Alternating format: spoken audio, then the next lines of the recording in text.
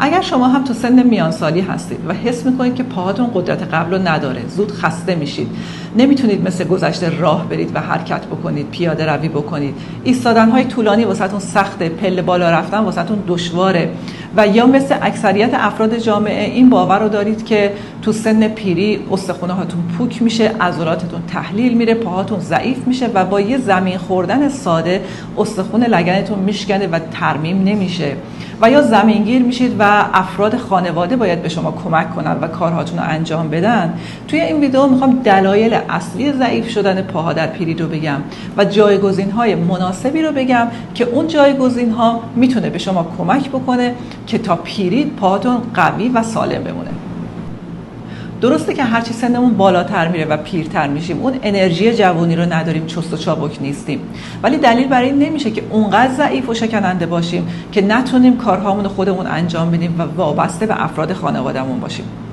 چون پوکی استخوان و تحلیل رفتن عضلات اونقدر نامحسوس و آروم آروم رخ میده که اصلا متوجه نمیشیم و از همین سنین میانسالی هم شروع میشه. ولی اگر ما آگاه باشیم، این آگاهی هایی که تو این ویدیو من به شما میدم رو بتونیم به طور مرتب و روزانه انجام بدیم، ما تو سنین پیری هم میتونیم مثل همین سنین میانسالی شاداب باشیم، پاهای قوی داشته باشیم، عضلات قوی داشته باشیم و از زندگیمون لذت بیشتری ببریم. دلیل اول خوردن مواد قندیه که البته منظورم فقط قند و شکر نیست. خوردن کیک، شیرینی، شکلات، آب نبات، حتی گرانولا بارهایی که به عنوان خوراکی سالم دارن فروخته میشن، ماست‌های طعمدار، سس کچاپ، سس مایونز و حتی خمیر دندان، تمام اینا داخل شکر استفاده میشه و هر بار که شما از یکی از این مواد قندی استفاده میکنید زنجیره‌ای از واکنش‌ها در بدن شما اتفاق میفته. قند باعث التهاب مزمن میشه، التهاب مزمن به ماهیچه‌های شما حمله میکنه، پاهاتون سنگین‌تر میشه، انرژیتون کمتر میشه و احساس خستگی میکنید. و معمولا در این جور مواقع همه میگن که قندتون افتاده و یه چیز شیرین، شکلاتی، کیکی، چیزی به شما میدن برای اینکه قندتون بیاد بالا، در حالی که دلیل اصلا افت قند نیست. دلیل اون سمیه که وارد بدنتون کردید و بدنتون داره باهاش مبارزه میکنه تا شما رو سرپا نگه داره. حتی مطالعات نشون داده که جوانانی که مصرف قندشون بالاست باعث کند شدن ترمیم عضلاتشون میشه و همینطور باعث افزایش خستگی در اونها میشه. ولی آیا این نشون میده که یعنی کلا مصرف مواد قندی رو باید کنار بذاریم؟ نه، اصلا اینجور نیست. البته که مصرف مواد قندی مصنوعی رو باید کامل کنار بذاریم، ولی جایگزین‌های مناسبی داریم که میتونه جایگزین اونها بشه و اون مواد قندی مورد نیاز بدنمون رو تامین بکنه. یکی از اونها خوردن عسل هست که البته عسل خام باشه، نه از این عسل هایی که شکر به خورده زنبورا دادن، عسل خام باشه، شیره افرای خام و طبیعی باشه، شکلات تلخ باشه. اینها میتونن اون نیاز بدن شما به مواد قندی رو تامین بکنن، ولی این رو هم تاکید بکنم که خوردن همین مواد قندی طبیعی هم باید در حد تعادل باشه. اگر به صورت روزانه باشه، به صورت مرتب باشه، قند خونتون رو بالا میبره، ولی در حد خوردن مثلا هفته یک بار هیچ موردی نداره و خیلی راحت میتونید ازشون استفاده بکنید. مورد دوم خوردن غذاهای سرخ کرده و فست فودها هستن که بهشون ویرانگر مفاصل میگن. همه ما خوردن سیب زمینی سرخ کرده ترد به همراه مرغ سوخاری طلایی رو خیلی دوست داریم. ولی غذاهای سرخ کرده پر از چربی‌های ترانس هستن که فقط برای قلب مضر نیستن، بلکه باعث ایجاد التهاب در درون مفاصل میشن و آروم و بی صدا مفاصل سفت میشن، راه رفتن سخت‌تر میشه، بلند شدن دشوار میشه، پله بالا رفتن دشوارتر میشه و همه اینها به خاطر اینه که اون قضروف، اون بالشتک نرمی که بین استخوان‌ها وجود داره شروع میکنه به تجزیه شدن و در حین تجزیه شدن درد شما گاهگداریه، ولی وقتی که به صورت کامل تجزیه بشه اون وقت درد شما دیگه گاهگداری نیست، به صورت دائمی شما درد خواهید داشت. پس بهتره که از همین سنین میانسالی به فکر باشید. ولی آیا این دلیل بر این میشه که ما تمام غذاهای سرخ کرده و خوشمزه رو کنار بذاریم؟ نه. برای این هم میتونیم جایگزین مناسبی انتخاب بکنیم. میتونیم از سبزیجات سرخ کرده توی هواپز استفاده کنیم، مثل هویج، مثل بروکلی یا مثل کدو. تمام اینها رو توی هواپز بذاریم با برش‌های نازک که ترد میشه، مثل همون سیب زمینی سرخ کرده میشه. یا میتونیم از سیب زمینی شیرین استفاده کنیم به جای سیب زمینی معمولی، چون خاصیت و ویتامین ها و مواد معدنی خیلی بیشتری داره. به صورت خلالی درست کنیم توی هواپز یا با روغن زیتون خالص سرخش کنیم، یا همون مرغ رو توی هواپز یا با روغن زیتون خالص سرخش کنیم. میتونیم این کارا رو بکنیم توی خونه که جایگزین اون فست فودها و غذاهای سرخ کرده بیرون بشه که سلامتی بیشتری رو به ما بده. مورد بعد خوردن گوشت‌های فراوری شده است، مثل ژامبون، بیکن، سوسیس که پر از نیترات، سدیم و مواد نگهدارنده هستند که باعث ایجاد اختلال در گردش خون میشن. اختلال در گردش خون باعث میشه که اکسیژن و مواد مغذی به اندازه کافی به پاها نرسه و عضلات پاها آروم آروم تحلیل میرن. گوشت‌های فراوری شده در همون لیستی هستن که سیگار هم هست، یعنی اونقدر سرطانزا هستن که فکرش رو هم نمی‌کنید. سازمان بهداشت جهانی هشدار داده تعداد بچه‌هایی که دچار کلسترول بالا، دیابت و سرطان میشن روز به روز داره بیشتر میشه و حتی سنشون هم داره پایین‌تر میاد. مطالعات نشون داده کسانی که به طور مرتب از گوشت‌های فراوری شده استفاده میکنن سریعتر از بقیه عضلاتشون تحلیل میره. خب حالا سوال اینجاست که چیکار باید بکنیم؟ جایگزین چیه؟ جایگزین شما مثلا میتونید به جای خوردن ساندویچ ژامبون از گوشت مرغ، بوقلمون، ماهی کبابی و یا پروتئین های گیاهی استفاده بکنید که هم سالمتره، هم پروتئین بیشتری داره و باعث تقویت عضلات میشه، چون عضلات ما برای قوی شدن نیاز به پروتئین بیشتری دارن که اینها هم سرشار از پروتئین هستن.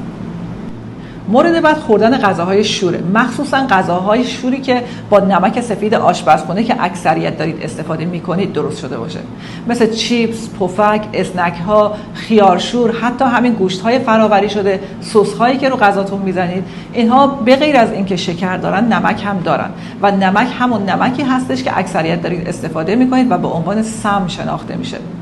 چون خوردن نمک نه تنها باعث مسدود شدن جریان خون میشه، بلکه باعث میشه که بدن آب اضافی رو در خودش نگه داره و شروع بکنه به ورم کردن، مخصوصا در پاها.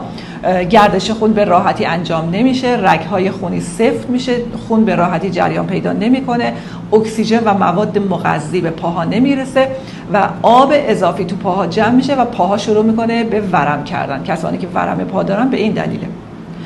حالا چیکار کنیم؟ آیا باید غذای کم نمک بخوریم و کلا نمک رو حذف بکنیم؟ نه. بهترین جایگزینش اینه که هوشمندانه عمل بکنیم و از چاشنی‌های مناسب استفاده کنیم.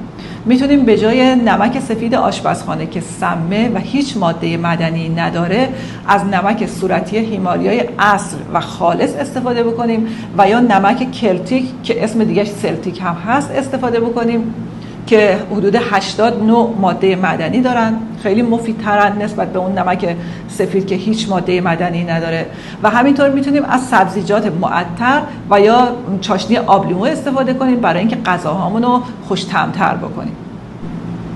خوردن کربوهیدرات‌های تصفیه شده هم یکی دیگه از دلایل تحلیل عضلات، مخصوصا عضلات پاهاست.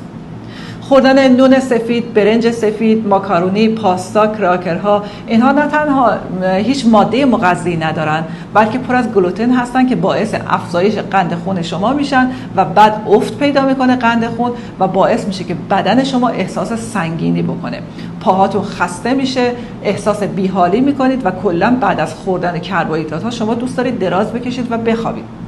مطالعات نشون داده کسانی که به طور مرتب کربوهیدرات‌های تصفیه شده مصرف میکنن، عضلاتشون خیلی سریعتر از بقیه افت پیدا میکنه، تحلیل میره و قدرتش رو از دست میده و ضعیف میشه.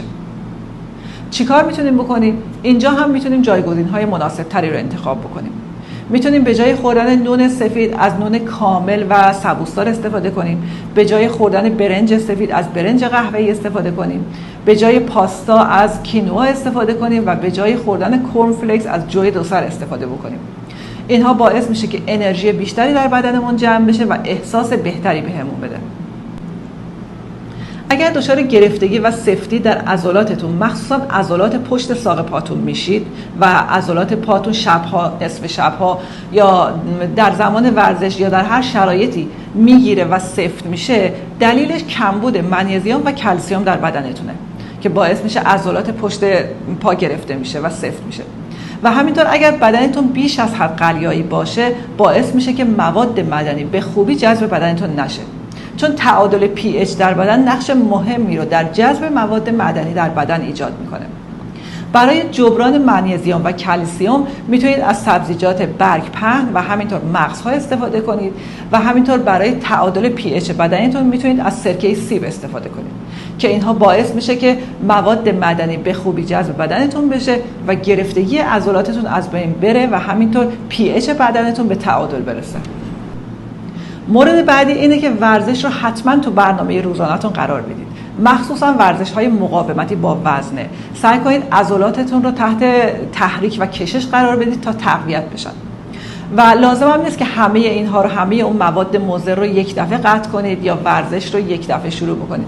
سعی کنید که چون همه چیز با تغییرات کوچیک شروع میشه، سعی کنید که هر روز یکی از اون مواد غذایی رو کم بکنید و کنار بذارید، چون اگر یک دفعه قطع بکنید بدنتون دچار شوک میشه، چون تا الان عادت کرده به خوردن اونها. شوک بهش ایجاد میشه، مقاومت میکنه و شما رو اونقدر اذیت میکنه تا شما برگردید دوباره به خوردن اون. ولی اگر آروم آروم هر روز یکی از اونها رو کنار بذارید، بدنتون عادت میکنه به اینکه باید غذای سالم بخوره و دیگه خبری از اون غذاهای مضر نیست. هر روز 5 دقیقه به پیاده رویتون اضافه کنید. هر روز 5 دقیقه به ورزش‌های مقاومتیتون اضافه بکنید. اینها باعث میشه که عضلاتتون قوی بشه، قدرتمند بشه و تو سن پیری هم مثل چینی‌ها، خیلی از چینی‌ها هستن که تو سن پیری هم بالای 90 سالشونه و خودشون راه میرن، خودشون کاراشون رو میکنن، خودشون خریداشون رو میکنن و اصلا وابسته به دیگران نیستن. و مورد آخر هم این که استرستون رو حتما کنترل بکنید، چون استرس یکی از عوامل اصلی ایجاد انواع بیماری‌ها در بدنه.